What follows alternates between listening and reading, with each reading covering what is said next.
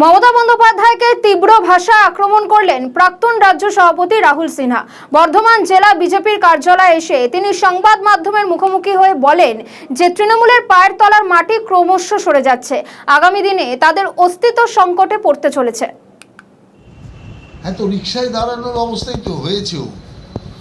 বলেছিল 5 জনকে নিয়ে সভা করবে, 50 জনকে নিয়ে মিছিল করেছে। তো 5 হতে আর কতক্ষণ, 50 থেকে সব তো চলে যাচ্ছে। সেই কারণের জন্য বলছি, মমতা ব্যানার্জি এখন পার্টির যে অবস্থা, তাতে ওনাকে রিক্সায় দাঁড়িয়েই মিটিং করতে হবে, রাস্তায় দাঁড়িয়েই মিটিং করতে হবে, কারণ ওনার এখন কেউ নেই সঙ্গে।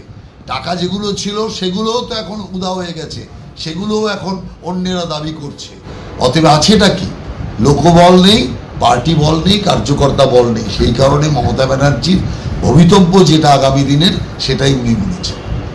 ব্যাস।